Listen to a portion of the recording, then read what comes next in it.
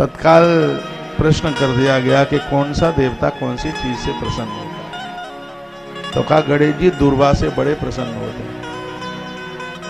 गणेश जी दूर्वा से बड़े प्रसन्न होते हैं, बहुत ज्यादा।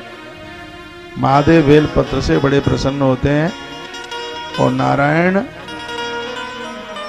तुलसी पत्र से बड़े प्रसन्न होते हैं। तो पूछा गया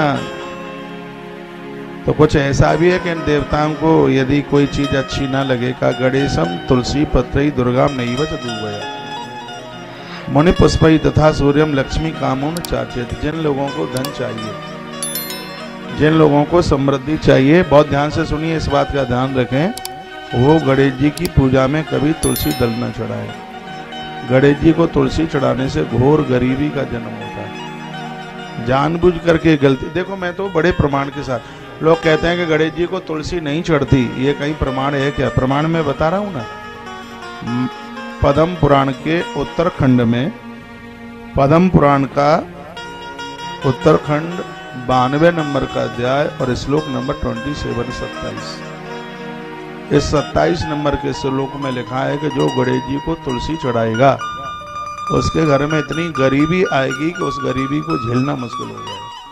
क्योंकि तुलसी को श्राप दिया है भगवान गणेश ने, वो गणेश पुराण में कथा आती है। तुलसी जबरदस्ती से गणेश जी से विवाह करना चाहती थी, तो गणेश जी ने श्राप दे दिया।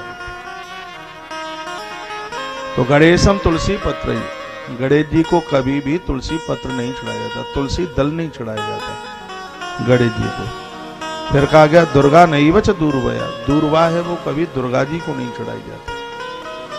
तुलसी दल गणेश जी को नहीं चढ़ाया जाता, दूरवा नहीं चढ़ाई जाती, दुर्गा में जाती।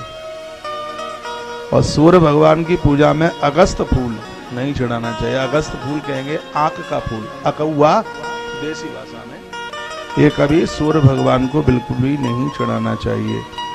जो लक्ष्मी की चाहत रखते हैं वो यह गलती ना करें। पूजा में प्रशस्त सुगंधित फूल का आप सेवन करें। नारायण को तुलसी चढ़ाएं, दुर्गा मैया को गुड़ैल का फूल चढ़ाएं और गणेश जी को आप दूर्वा चढ़ाएं। तुलसी नहीं गणेश जी को वर्णन किया। कहा कि जो मैंने मंत्र क्रिया ये सब बताई है, इसका जो पालन करेंगे आनंद। कहा कि मंत्रों से हीन पूजा को भगवान कहाँ स्वीकार। कुछ न कुछ तो मंत्र, चलो संस्कृत में नहीं आते हैं, मंत्र का अर्थ होता है मन को नियंत्रण करके भगवान को पूजें आप, तत्काल भगवान आपकी पूजा शुरू करते हैं। 2-3 मंत्र हैं वो आप याद कर लें तो आनंद हो जाएगा। एक तो नवग्रह का याद कर लो, हो जाएगा, आप चाहेंगे तो हो जाएगा।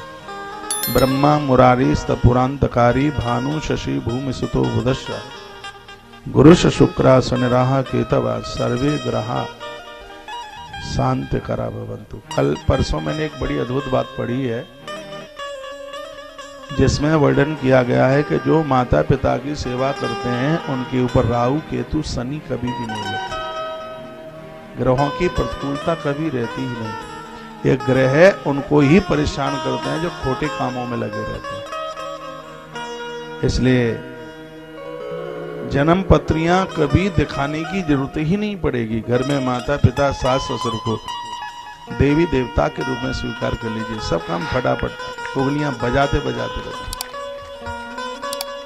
हम जैसे लोगों के पाम छूने में लगे रहते हैं, हम जैसे लोगों को काजू की बर्फी खिलाने में लगे रहते हैं, लेकिन घर में बूढ़े सास ससुर के लिए, वृद्ध माता पिता के लिए एक कप चाय नहीं होती। हमारे लिए कहो तो 1 कुंटल मंगा देंगे दूध नहाने के लिए। कौन से महाराज खेतड़ी में आए कोपर में और वो दूध से नहाएंगे तो पूरा नगर 1-1 लोटा लेके आ जाएगा। महाराज जी दूध से नहाएंगे, हल्ला हो जाएगा, दूध से नहा रहे हैं। चलो भाई दूध से नहा रहे हैं, लेकिन घर में बुढ़ा बुढ़िया बैठे हैं, उनके लिए 1 कप चाय नहीं। इसलिए लोग दुखी। हमने ब्रह्म पुराण में पढ़ा है कि गंगा सबका तारण करती है, लेकिन जो माता पिता का अपमान करता है गंगा तो आंख बंद कर लेती है उसको देख करके। ऐसे गंगा तारण कर दे सबका तो कोई पापी ही नहीं रहेगा।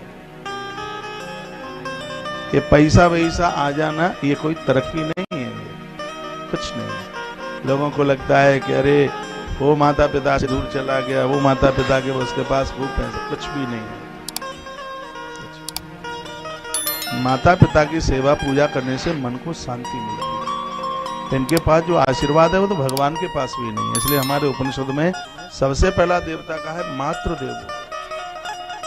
जो माँ बाबूजी को नहीं मानेगा, मैं गारंटी के साथ कहता हूं उसकी वंश वृद्धि रुक जाएगी, आने वाले पीढ़ियों में औलाद नहीं रहेगी। ये जो अनुभव करके महापुरुषों ने जो बात लिखी है उसको कभी झुटलाया नहीं जा सकता।